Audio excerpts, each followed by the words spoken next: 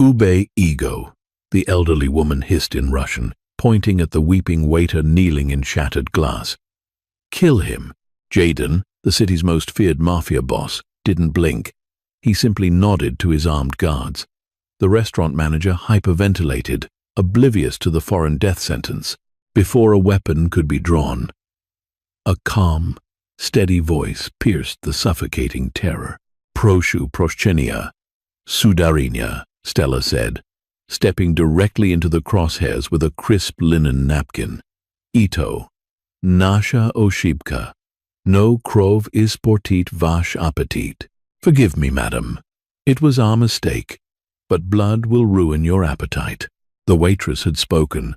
The furious Russian mother froze, and the untouchable mafia boss finally looked up.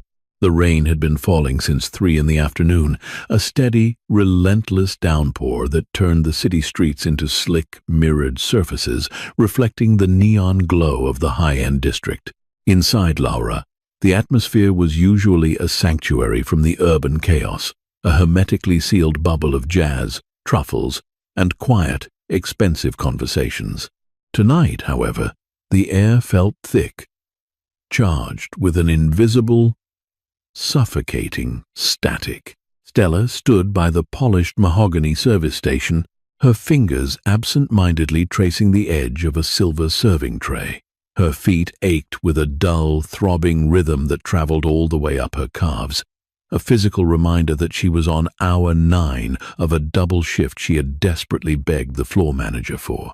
The eviction notice sitting on her small kitchen counter at home didn't care about her exhaustion. It only cared about the numbers in her bank account, numbers that were currently dangerously close to 0. She adjusted her pristine white apron, smoothing out non-existent wrinkles, trying to focus on the soft clinking of silverware rather than the mounting anxiety in her chest. It was a Tuesday night, which typically meant a slow, manageable crowd of junior executives and weary travelers from the nearby luxury hotels. But 20 minutes ago, the restaurant's atmosphere had undergone a violent, invisible shift. The general manager, a usually composed man named Richard, had sprinted out of his back office with a complexion the color of old parchment. He had frantically waved the staff together, his hands trembling so violently his clipboard rattled. He didn't give them a speech. He didn't give them a pep talk. He only gave them a name, whispered with the kind of reverence usually reserved for vengeful deities. Jaden. The name hung in the air, instantly dropping the temperature in the room. Every server, busboy, and host knew the stories. They were the kind of urban legends whispered in the breakroom stories of rival businesses burning to the ground, of men vanishing into the harbor, of a shadow empire that operated entirely above the law. And now, the architect of that empire was coming to dinner. Stella watched through the towering, floor-to-ceiling front windows as the motorcade arrived. It wasn't loud or flashy. There were no screeching tires or shouting men. It was a procession of 3 identical, pitch-black SUVs that glided to a halt at the curb with terrifying precision. The rain seemed to bounce off their heavy, armored frames. Before the vehicles had even fully stopped, the doors of the lead and trailing cars opened simultaneously. Men in dark, immaculately tailored suits stepped out into the downpour, completely ignoring the rain soaking their shoulders. They moved with a chilling, synchronized efficiency, their eyes scanning the street, the rooftops, and finally, the windows of the restaurant. They weren't just bodyguards, they were soldiers. Stella felt a cold shiver trace the line of her spine. She had seen wealthy men before, politicians and celebrities who demanded attention. This was different. This was power that didn't need to ask for attention because it already owned the ground it walked on. The door of the middle SUV opened. An umbrella was deployed instantly, shielding the occupants from the weather. Jaden stepped out. He was taller than the rumors suggested, moving with a predatory grace that seemed entirely out of place in the refined setting of the restaurant.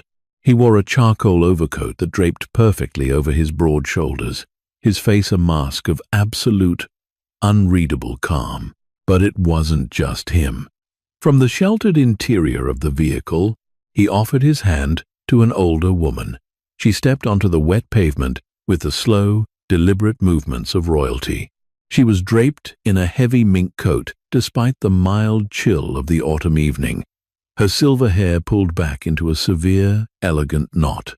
Even from a distance, Stella could see the sharp, critical gleam in the older woman's eyes. She surveyed the glowing facade of Laura, not with anticipation, but with the weary disdain of a monarch inspecting a muddy village. As the entourage moved through the heavy glass doors of the restaurant, the ambient noise in the dining room died. It didn't fade. It was severed, as if someone had pulled a plug on the entire establishment. Diners stopped chewing. Forks hovered midway to mouths. The soft jazz playing over the hidden speakers suddenly sounded painfully loud. Stella pressed her back against the service station, trying to make herself as invisible as possible. She watched as Richard, sweating through his expensive suit, practically bowed as he led the party to the prime corner booth, a secluded, heavily shadowed alcove that offered a full view of the room while keeping its occupants obscured. The men in suits fanned out, taking positions at adjacent tables and near the exits, their presence effectively hijacking the entire dining room. Stella let out a long, trembling breath, her eyes locked on the corner booth. She desperately hoped she wouldn't be the one assigned to serve them. She just wanted to survive the shift, collect her tips, and go home.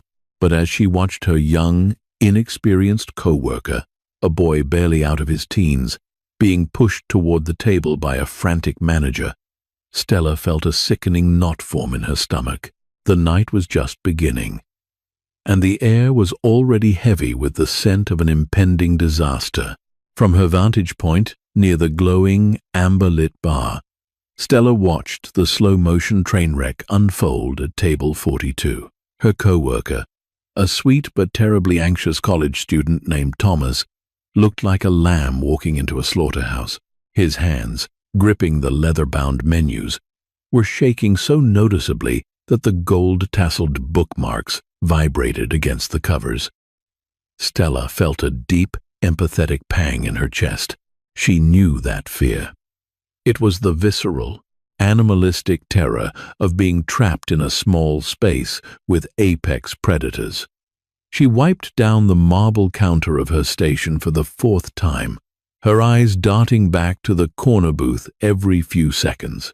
She needed to focus on her own tables, a lovely older couple celebrating their anniversary, and a group of loud businessmen, but the gravitational pull of Jaden's table was impossible to ignore. The entire restaurant seemed tilted toward that shadowy corner, every breath drawn by the staff calibrated to avoid making a sound. Jaden sat with his back to the wall, a position that allowed him to survey the entire dining floor. He had removed his charcoal overcoat, revealing a tailored black suit that looked expensive enough to pay off Stella's debts 10 times over. He didn't look at the menu.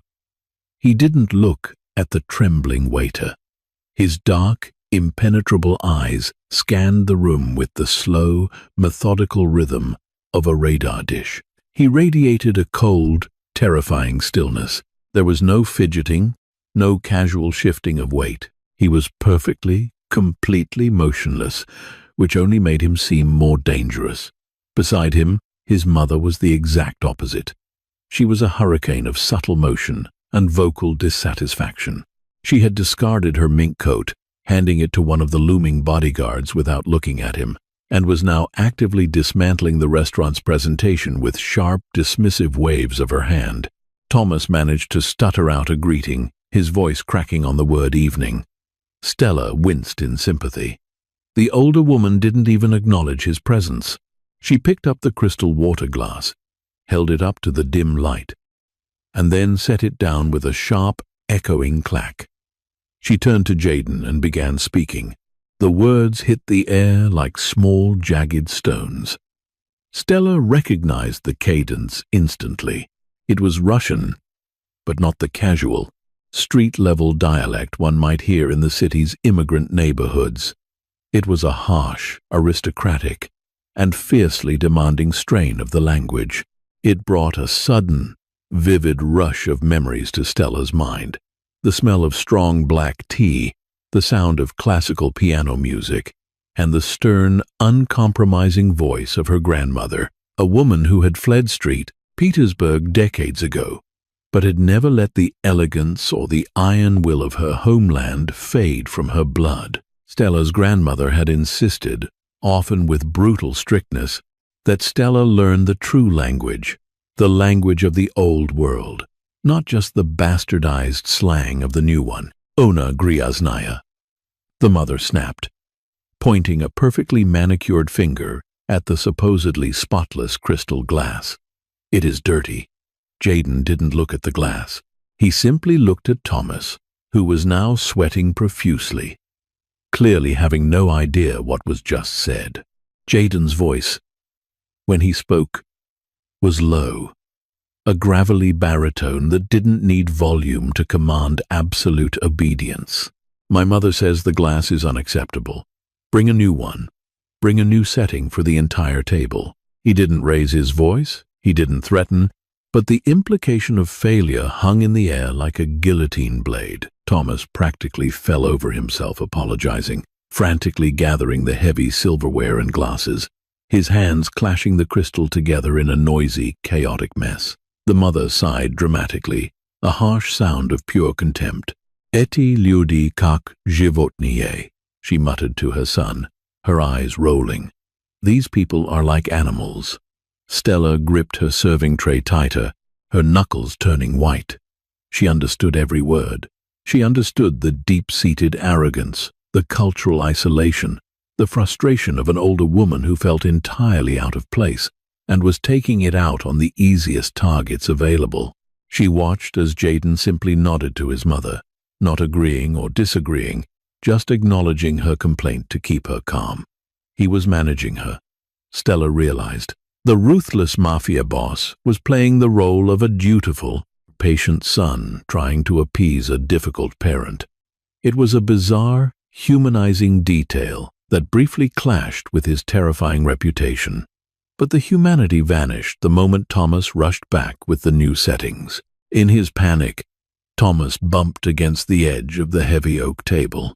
The water pitcher he was carrying sloshed, and a single, heavy drop of iced water spilled over the lip, falling through the air in agonizingly slow motion, landing directly on the sleeve of the mother's silk blouse. The silence that followed was absolute.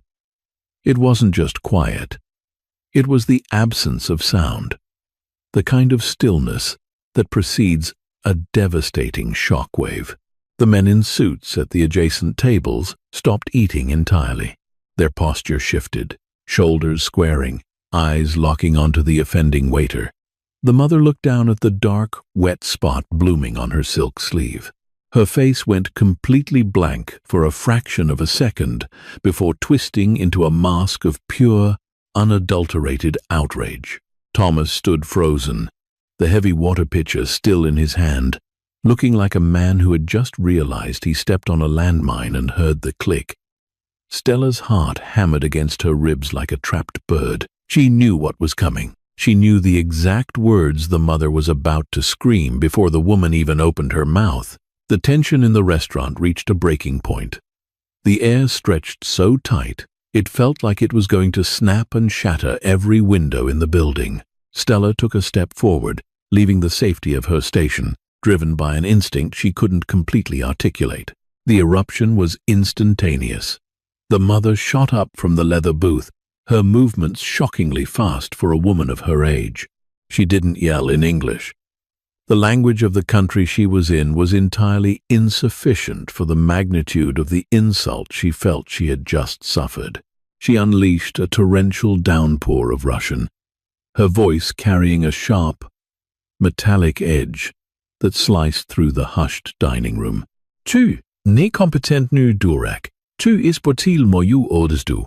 You incompetent fool, you ruined my clothes." Her hands flew in wild, angry gestures, pointing at the dark stain on her silk blouse and then pointing sharply at Thomas's pale, terrified face. The young waiter was completely paralyzed. His mouth opened and closed like a fish suffocating on dry land, but no sound came out. He took a clumsy, desperate step backward, trying to retreat from the verbal onslaught, but his foot caught the edge of the heavy, rolling service cart he had brought with him. He stumbled, his arms flailing wildly as he tried to regain his balance. The heavy crystal pitcher slipped from his sweaty grip. Time seemed to dilate, slowing to a brutal crawl as Stella watched the heavy glass vessel tumble through the air.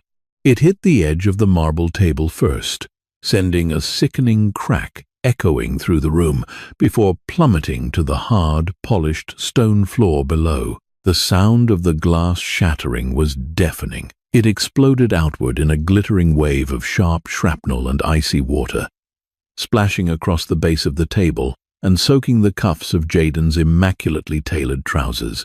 The mother shrieked, jumping back, pulling her silk dress away from the splash zone. But it was Jaden's reaction that truly terrified everyone in the room. He didn't shout, he didn't jump back. He simply, slowly, deliberately lowered his hands to the table, placing his palms flat against the dark wood. The air pressure in the restaurant seemed to plummet. His dark eyes locked onto Thomas with a predatory intensity that was entirely devoid of human empathy. It was the look of a man calculating the exact amount of force required to snap a spine. At the adjacent tables, 4 men in suits stood up simultaneously. It wasn't a rushed movement. It was smooth, practiced, and deeply menacing. They didn't draw weapons, but their hands moved casually toward their waistbands, their bodies angling to create a physical wall around their boss. Richard, the manager, suddenly materialized from the back hallway, his face completely drained of blood. He sprinted toward the table, completely ignoring the broken glass crunching beneath his expensive Italian leather shoes. "Mr. Jaden, I am so deeply sorry," Richard stammered, his voice vibrating with raw panic. He physically threw himself between the bodyguard and the petrified waiter. "This is completely unacceptable. He's new, he's terrified. I will fire him immediately. The meal is entirely on the house. Anything you want." The mother cut him off, her voice rising an octave, completely disregarding the manager's desperate English apologies. "Kto on govorit? Poczemu on prosto stoit tam? Uvolit ego. Zastavego birateto na koleniach." What is he saying? Why is he just standing there? Fire him. Make him clean this on his knees. She turned her furious gaze to her son. "Jaden, ti pozvolish I am tax nami obrashchatsya. Vi etum griaznom meste." Jaden, will you let them treat us like this, in this dirty place? Jaden's jaw tightened. A single muscle ticked in his cheek. He looked at Richard, his voice dropping to a low, quiet register that sent shivers down the spine of everyone within earshot. "My mother is upset. Your boy ruined her dress, and now there is glass on my shoes." He paused, letting the silence stretch until it was nearly unbearable. "Fix it." The 2 words were not a request. They were a command carrying the weight of a death sentence. Richard was visibly shaking now, looking frantically between the furious Russian woman he couldn't understand, the terrifying Mafia boss, and the shattered glass on the floor. He dropped to his knees, pulling a handkerchief from his pocket, awkwardly trying to mop up the freezing water and sharp shards with his bare hands. Thomas began to sob quietly, a pathetic, broken sound that only seemed to agitate the mother further. She continued her tirade, her Russian growing faster, harsher, insulting the restaurant, the country, and the sheer incompetence of everyone breathing the same air as her. From the shadows near the bar, Stella watched the nightmare unfold. She saw Richard cutting his hand on a piece of crystal, a bright bead of blood blooming on his palm.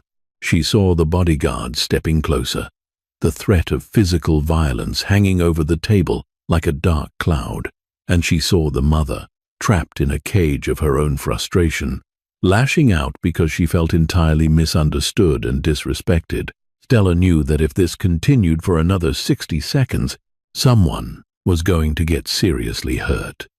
Jaden wouldn't tolerate the public disrespect, and his men were just waiting for a nod.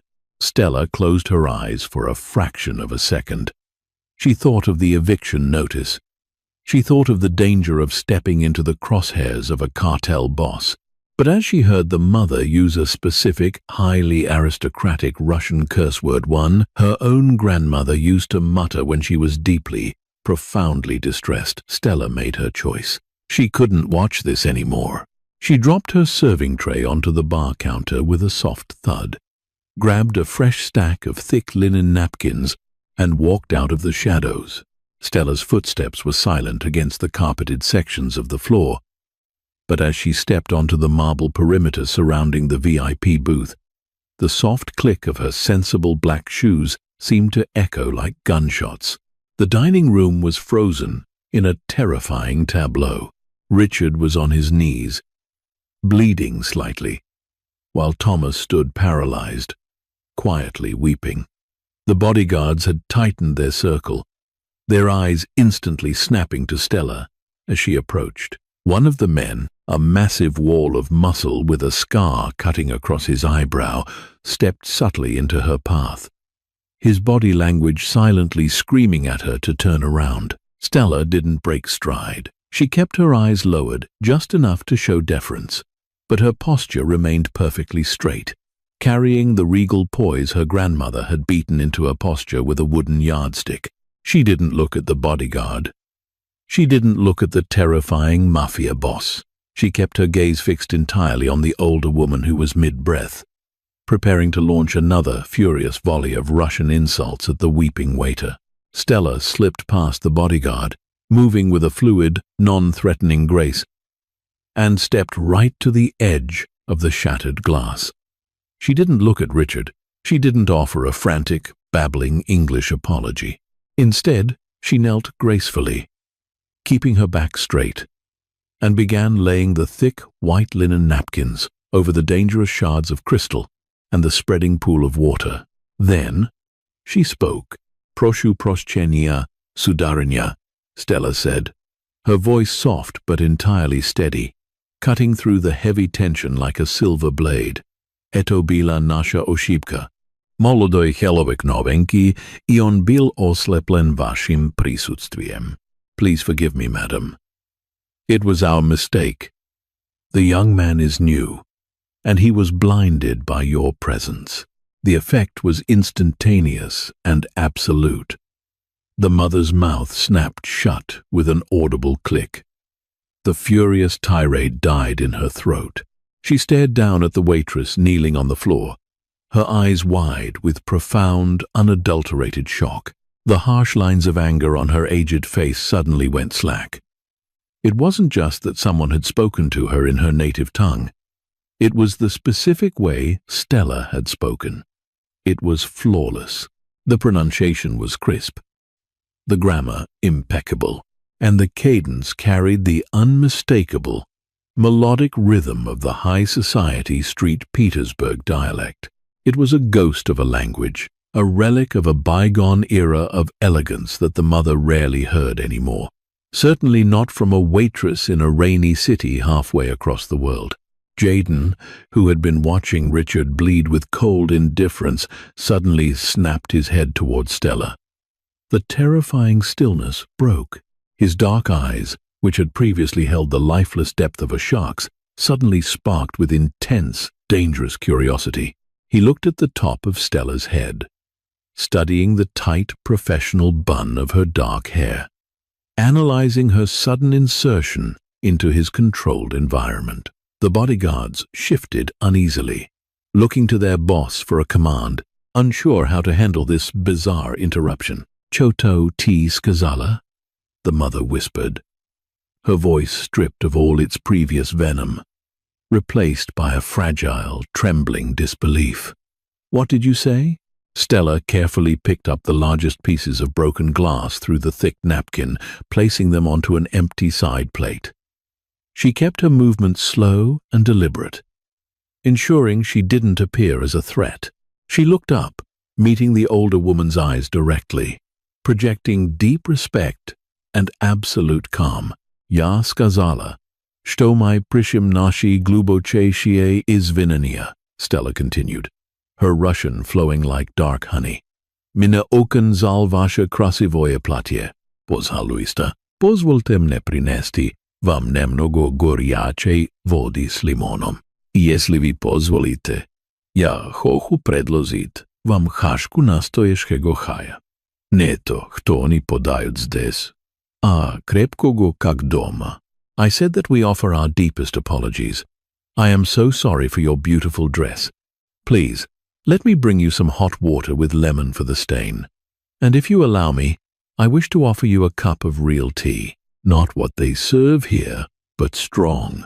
Like back home. The mother reached out, her hand trembling slightly, and gently touched the air near Stella's shoulder, as if trying to verify she was real. A slow, genuinely warm smile broke across her wrinkled face, completely transforming her from a furious tyrant into a nostalgic grandmother. "Tai govorish kak moya mat," the woman said, her eyes glistening suddenly under the dim restaurant lights. You speak like my mother."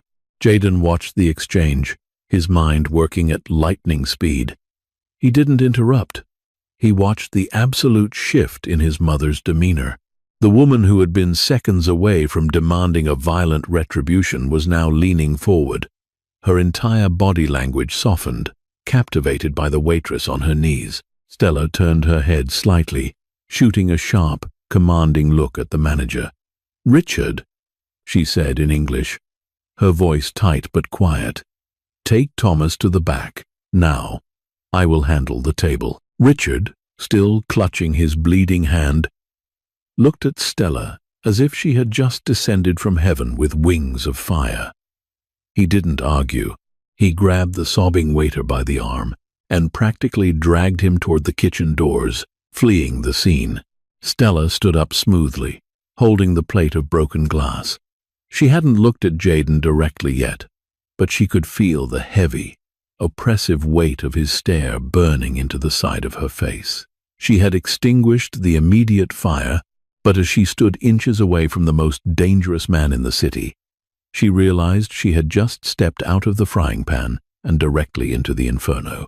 The terrifying vacuum of silence that had gripped the dining room slowly began to fill with the cautious, hushed murmurs of the other patrons. The immediate threat of violence had evaporated, replaced by a bizarre, captivating intimacy at the corner booth.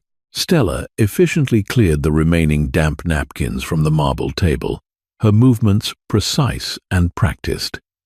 She could feel the heat radiating from Jaden's silent, imposing figure, but she forced herself to keep her attention locked on the mother. That was her shield. As long as the older woman was engaged, the wolves would remain at bay. "Kak tebya zovut, Milaya devushka?" the mother asked, leaning heavily on the table, her sharp eyes mapping every contour of Stella's face.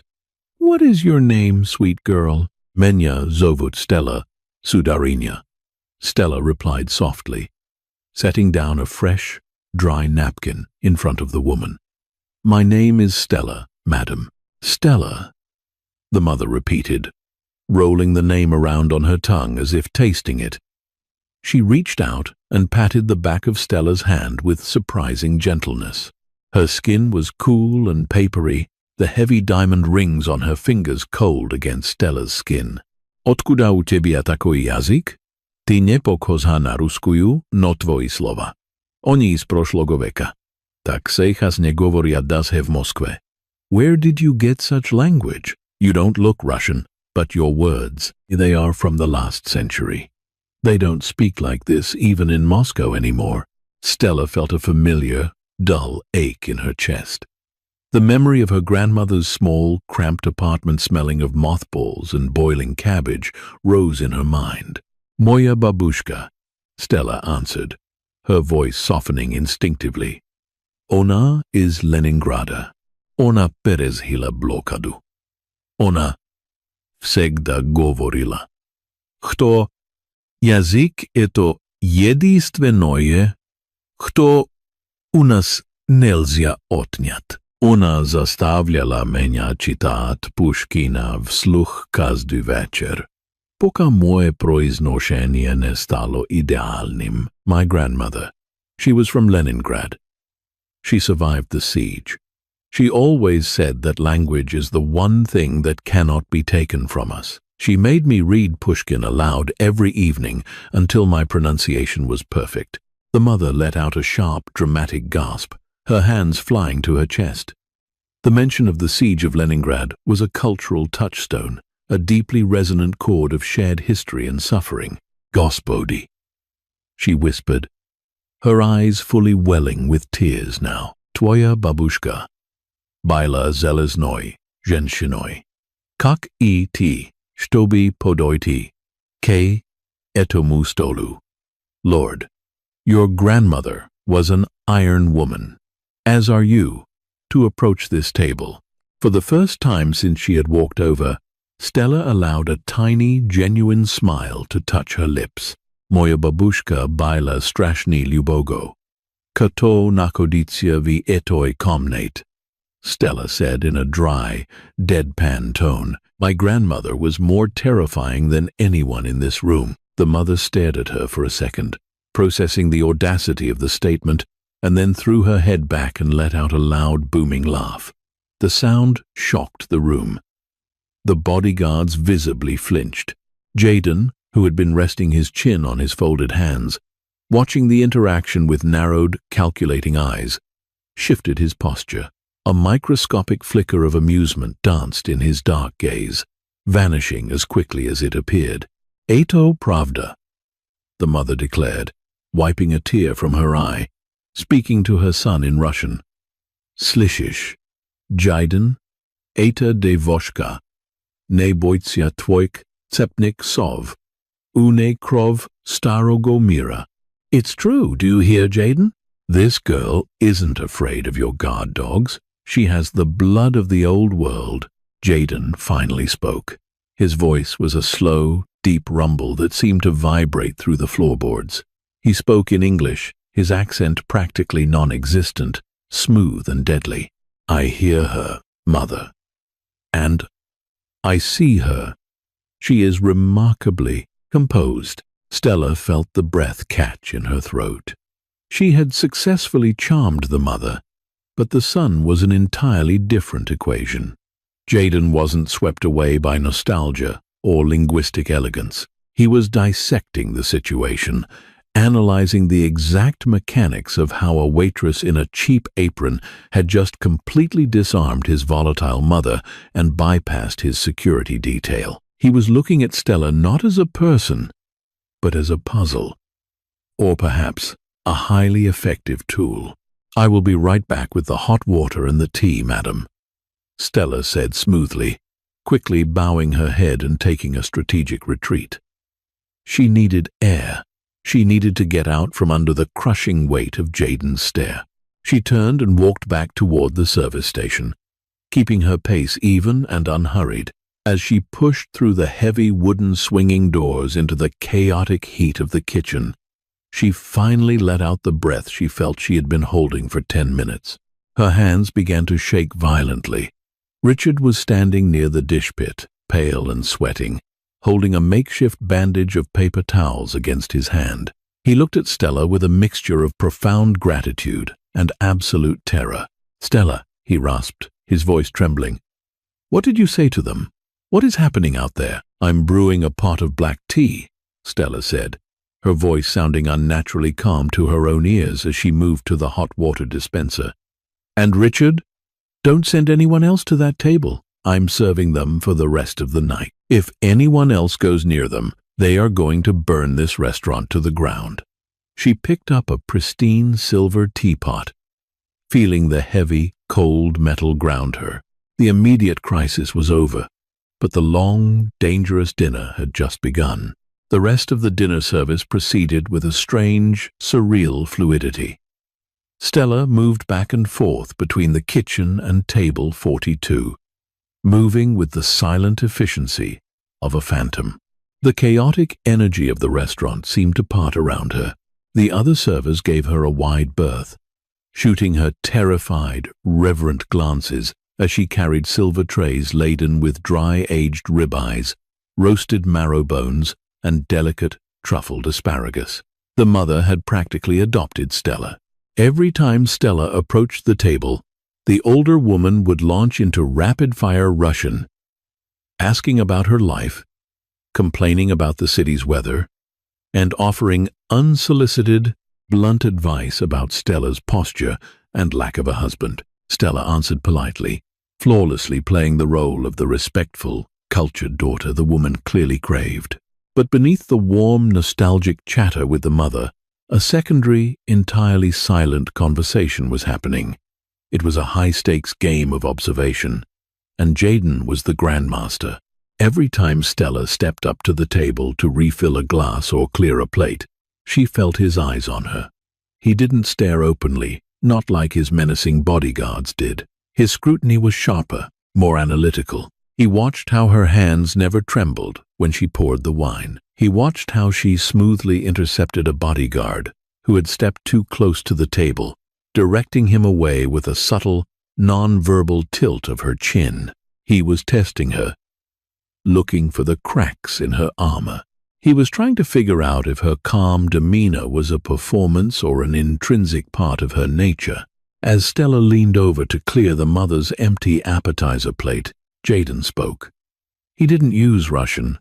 He used English, a deliberate choice to exclude his mother from the dynamic and isolate Stella. "You have exceptional situational awareness for a waitress," Jaden said, his voice low enough that it barely carried over the jazz music. He didn't look up at her.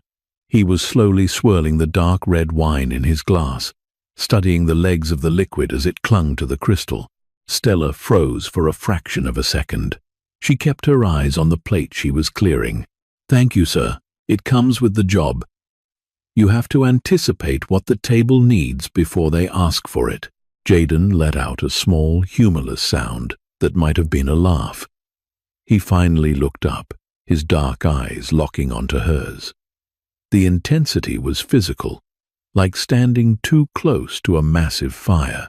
Anticipating a request for more bread is one thing. Anticipating the exact emotional trigger to diffuse a violent escalation requires a different skill set.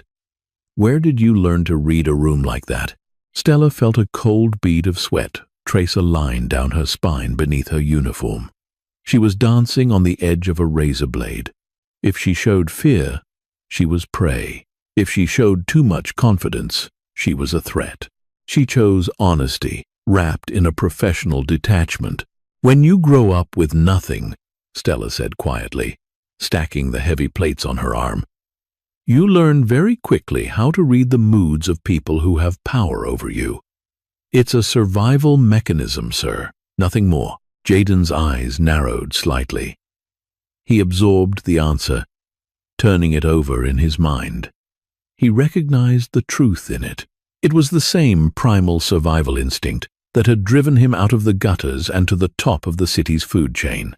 He saw the faint, dark circles under her eyes, the worn soles of her sensible shoes, the slight tightening of her jaw when he mentioned her station in life. She was drowning in the mundane struggles of poverty, yet she possessed a psychological resilience that most of his highly paid enforcers lacked. The mother, sensing she was being left out of the conversation, tapped her fork against her plate. "Oh, kem vy shoshetis?" she demanded in Russian. "What are you whispering about?" "Nichego vajnogo, mama," Jaden replied smoothly in Russian, not breaking eye contact with Stella. "Ya prosto blagodaril etu zhenshkinu za I velikolepny service." "Nothing important, mother. I was just thanking this woman for her excellent service." The mother smiled, satisfied. "Ona chudo. Tai dolgen ubeditsia. Kto je nachalnik znает." Kto na spasla ich zalkuju reputaciju segodnia večerom. She's a miracle. You must make sure her boss knows she saved their pathetic reputation tonight. I will make sure of it, Jaden promised. He turned his attention back to his meal, effectively dismissing Stella. But as she turned to walk away, she felt a strange, heavy sensation in her chest. The fear was still there, a constant, low-level hum of adrenaline. But there was something else mingling with it now. It was a terrifying realization that she had just been seen. For the first time in years, she wasn't just part of the furniture. A faceless server in an apron. Jaden had looked at her and seen exactly who and what she was. A survivor. And in his world, survivors were valuable commodities. Stella retreated to the service station, her heart hammering a heavy, erratic rhythm. She watched the table from the shadows, her mind racing. The dinner was winding down. The worst was over. But as she watched Jaden sip his wine, his dark silhouette cutting a sharp, dangerous shape against the glowing amber lights of the restaurant, she knew with absolute certainty that the consequences of her actions tonight were far from finished. She had played a dangerous game to save a terrified boy and her own shift. But by doing so, she had drawn the eye of the wolf. Dessert arrived in the form of a delicate, gold-leafed chocolate torte that the mother proclaimed was acceptable, which in her vocabulary was the equivalent of a Michelin star. The oppressive tension that had paralyzed the restaurant 2 hours earlier had melted away, replaced by the low, satisfied murmur of a successful evening.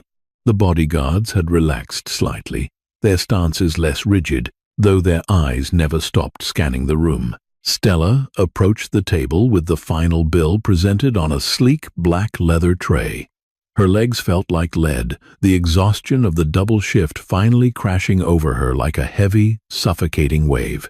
She just wanted to go home, lock her cheap, hollow-core door, and sleep for 3 days. As she placed the tray gently near Jaden's elbow, the mother reached out and grasped Stella's wrist.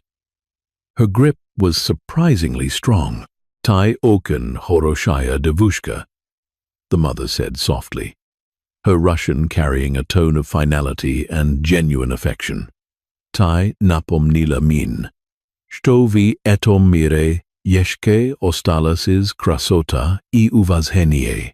Spasibo tebe. You are a very good girl.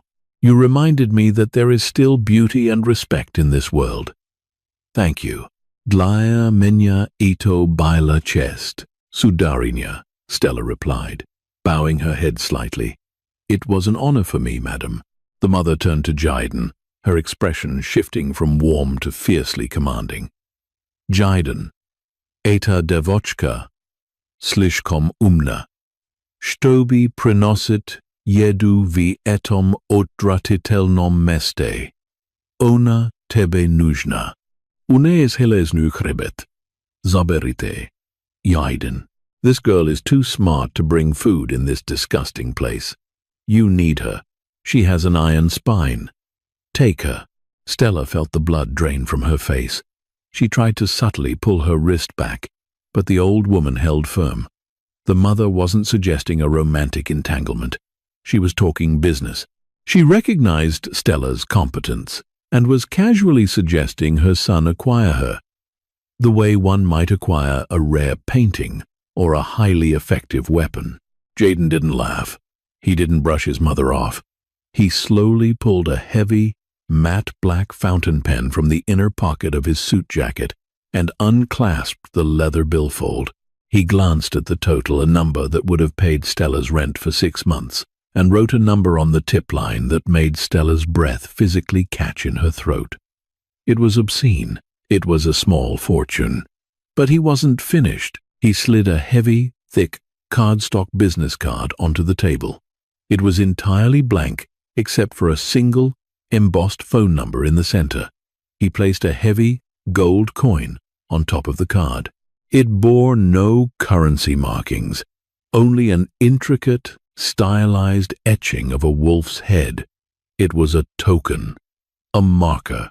Jaden looked up, bypassing his mother entirely, and locked eyes with Stella. The cold, analytical scrutiny from earlier was gone, replaced by a dark, heavy intensity that felt like gravity. "My mother is rarely wrong about people," Jaden said, his voice dropping to a low, quiet register that forced Stella to lean in slightly to hear him over the music. "She likes you. Personally, I don't trust anyone my mother likes. It makes me suspicious." He paused, letting the silence stretch, forcing Stella to hold his gaze. She didn't blink. She refused to show him the fear that was currently twisting her stomach into tight, painful knots. "But," Jaden continued, his eyes drifting down to the cheap, fraying fabric of her apron strings before rising back to her face, "I also pay very well for absolute competence. You read a volatile situation, bypassed my security, de-escalated a physical threat, and managed an impossible personality, all without breaking your professional composure or spilling a drop of tea." He tapped a long, elegant finger against the gold coin. "That is a rare operational skill set. It is entirely wasted in a place like this, serving steaks to men who don't even look at your face. You have a choice, Stella. You can take that tip, pay whatever debts are keeping you in those cheap shoes, and keep working double shifts until your back breaks. Or you can call that number. You step out of the shallow water. I need people who don't panic when the glass breaks. I need translators who understand what isn't being said. I need people who can walk into a room and command it with a whisper." Stella stared at the card. The embossed numbers seemed to vibrate under the dim lighting. She knew exactly what he was offering. He wasn't offering her a job as a secretary. He was offering her a position in his shadow empire. He was offering her a life built on violence, extortion, and blood money. But he was also offering her an exit. He was offering her a life where she would never have to look at an eviction notice again, where she would never have to ache with exhaustion just to survive another week. "I'm a waitress, sir," Stella managed to say, her voice tight, trying to build a wall of denial against the immense, terrifying temptation pulling at her. "I don't know anything about your business. You know how to survive," Jaden replied softly, his eyes completely flat and unreadable. "The rest can be taught." He closed the leather billfold and stood up. The movement was a signal. The entire restaurant seemed to exhale as his bodyguards immediately sprang into action, forming their protective perimeter. The mother stood, allowing one of the massive men to drape the heavy mink coat over her shoulders. She gave Stella one last warm smile. Completely oblivious, or completely indifferent, to the terrifying moral crossroads she had just placed the young woman on. Jaden didn't say goodbye. He simply turned and walked toward the exit, his presence moving through the room like a dark, unstoppable tide, leaving Stella standing alone at the table, staring down at the gold coin and the blank card. The silence that descended upon table 42 was heavy and absolute, contrasting sharply with the sudden burst of nervous chatter from the rest of the dining room, as the patrons realized the storm had finally passed. Stella stood frozen, her eyes glued to the matte black card and the heavy gold token resting beside the staggering, life-changing tip Jaden had written on the receipt. The numbers on the paper danced in her vision. It was enough to clear her arrears. It was enough to buy her mother's expensive medication for a year without skipping a dose. It was a lifeline thrown to a drowning woman. But it was the blank card with the single phone number that anchored her feet to the floor.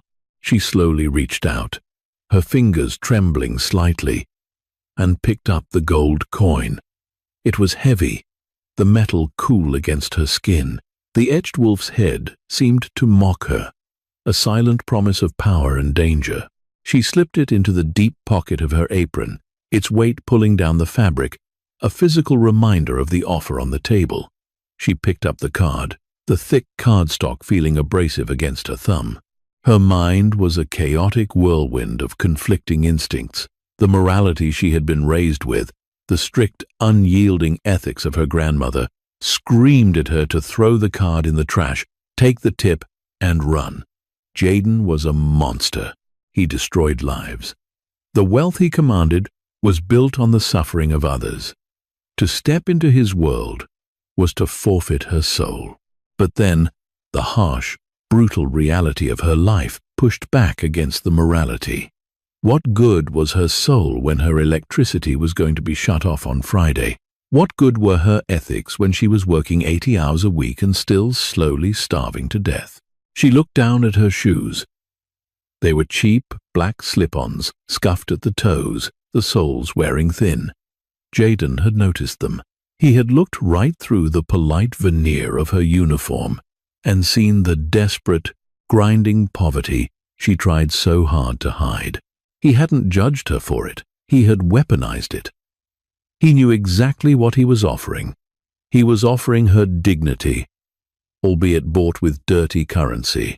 From across the dining room, Richard emerged from the kitchen doors.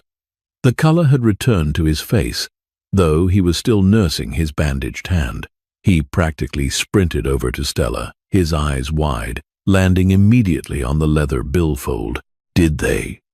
Is everything okay?" Richard stammered, his eyes darting frantically around the empty booth as if expecting a bomb to go off. "Did he say anything? Is he going to ruin us?" Stella looked at the manager. For the first time in her 2 years of working at Laura, she didn't feel the need to defer to him. She didn't feel the automatic, ingrained subservience that came with the apron. She felt the heavy coin in her pocket. She had handled the monster that had brought him to his knees. The power dynamic in the room had shifted, and they both felt it. The table was satisfied. "Richard," Stella said, her voice cool and remarkably steady. She picked up the billfold, carefully extracting the signed receipt, and handed it to him. She didn't give him the card. That was hers. Richard looked at the receipt. His eyes bulged, practically popping out of his skull as he processed the number written on the tip line. "My God," he whispered, all the breath leaving his lungs. He looked up at Stella, his expression a mixture of profound shock, awe, and a sudden, undeniable fear. "Stella, who are you? What did you say to them?" "I did my job, Richard," she replied simply, taking the serving tray. "I cleaned up the mess." She turned and walked away, leaving the manager staring at her back as if she were a ghost. She moved through the dining room, her senses heightened. The restaurant felt different now. The opulent decor, the sparkling chandeliers, the hushed, wealthy patrons. It all felt like a stage set made of cardboard. It was fragile. The real power, the true, brutal reality of the world, had just walked out the front door, leaving a heavy scent of rain and danger in its wake.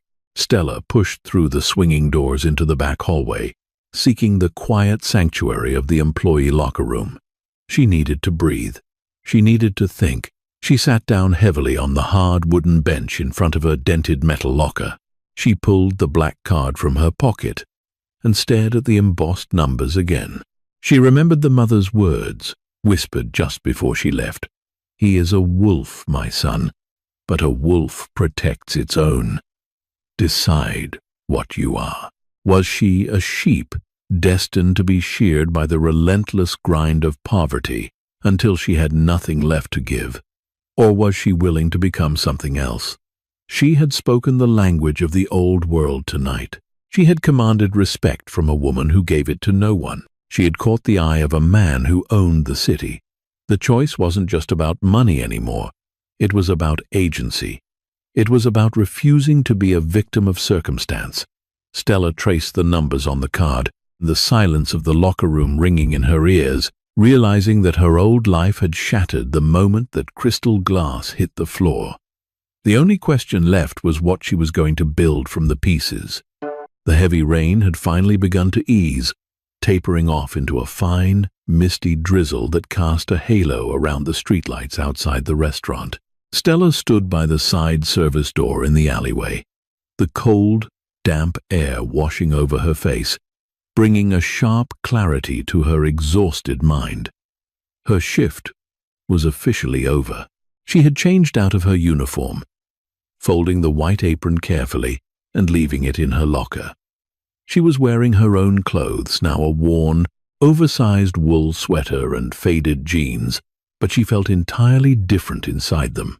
The skin she was wearing felt new, charged with a dangerous electric energy that made it impossible to stand still. She had watched the black SUVs pull away from the curb an hour ago, their red taillights bleeding into the wet asphalt like a wound before vanishing into the city's labyrinth. But Jaden's presence lingered in the restaurant, a heavy, invisible residue that clung to the walls. The staff was still buzzing, speaking in hushed, frantic whispers in the break room, mythologizing what had happened. Thomas, the young waiter, had been sent home early, completely traumatized. Richard had approached Stella before she clocked out, nervously offering her a promotion to head captain, his eyes constantly darting to her face as if searching for a hidden threat. He was terrified of her now. He believed she had powerful connections, that she was somehow protected by the Shadow Empire. Stella hadn't corrected him. Let him think it, she had decided. Fear was a far more effective shield than politeness. She stood in the alley, her hands buried deep in the pockets of her oversized coat. Her right hand was wrapped tightly around the gold wolf token and the black card. The massive tip, her cut of the impossible number Jaden had written down, was safely deposited into her bank account via a mobile transfer. It was done. The immediate threat of eviction was erased. She could walk away right now. She could go home, sleep for a week, and return to her life as a waitress, slightly richer, slightly safer. She could pretend tonight was just a bizarre, terrifying dream. But as she looked down the dark, slick alleyway, listening to the distant, rhythmic hum of the city, she knew she couldn't go back. The illusion of safety had been shattered. The world was vicious, driven by power and leverage, and she had spent her entire life on the bottom, crushed by the weight of it. Tonight, she had tasted the air at the top. She had seen how the world bent to the will of those who refused to be broken. She had spoken the right words, in the right language, and stopped a disaster. Jaden had seen her strength, a strength she hadn't fully recognized in herself until the moment she stepped over the broken glass. You step out of the shallow water. His gravelly voice echoed in her mind, a dark, seductive pull. He wasn't offering salvation. He was offering an arena, a place where her resilience and intellect wouldn't be wasted fetching bread and clearing plates. It was dangerous. It was likely a path of no return. But as Stella pulled the black card from her pocket, holding it up to the dim glow of the alley street lamp, she felt a strange, profound sense of peace settle over her. The terror was gone, replaced by a cold, sharp resolve. She pulled her cheap, cracked smartphone from her pocket. The screen was heavily spider-webbed, a testament to the chaotic, careless life she had been living. She unlocked it and opened the dialer. Her thumb hovered over the keypad. She thought of her grandmother, the Iron Woman of Leningrad, who had taught her that language was power. She had used that power tonight to survive. Now, she was going to use it to conquer. Stella didn't hesitate anymore. She didn't let the doubt creep back in. She typed the 10-digit number embossed on the card, the soft electronic tones of the keypad sounding incredibly loud in the quiet alley. She pressed the green call button and lifted the phone to her ear. It rang exactly once before the line clicked open. There was no greeting. There was only the sound of heavy, quiet breathing on the other end. Waiting. Stella stood up straight, her posture perfect, the rain catching in her dark hair. She didn't speak in English. She spoke in the flawless, aristocratic Russian that had changed her destiny. "Ito Stella," she said, her voice hard, clear, and unyielding. Ja gotowa vyjти iz Melkovodja. This is Stella. I am ready to step out of the shallow water. The silence on the line stretched for a brief, electric second. Then, a low, dark chuckle vibrated through the speaker, a sound of profound satisfaction. I will send a car, Jaden replied. The line went dead. Stella lowered the phone. She looked back at the glowing back door of Laura Restaurant one last time, taking in the warmth and the noise of the life she was leaving behind. Then, she turned her back to it, walking out of the alley and stepping fully into the dark, rainy night, ready for whatever the wolf had planned. Language is a bridge, but courage is the currency that allows you to cross it. Stella's journey reminds us that the darkest, most terrifying moments of our lives are often the precise crucibles where our true power is forged. When we refuse to shrink in the face of absolute intimidation, we command a respect that cannot be bought or bullied. She stepped out of the shadows and altered her destiny simply by finding her voice. If this tense, high-stakes cinematic journey kept you on the edge of your seat, please hit that like button. Share this story with someone who loves a grounded, emotional drama. And don't forget to subscribe for more vivid, real-life feeling stories. What would you have done in Stella's shoes? Let me know in the comments below.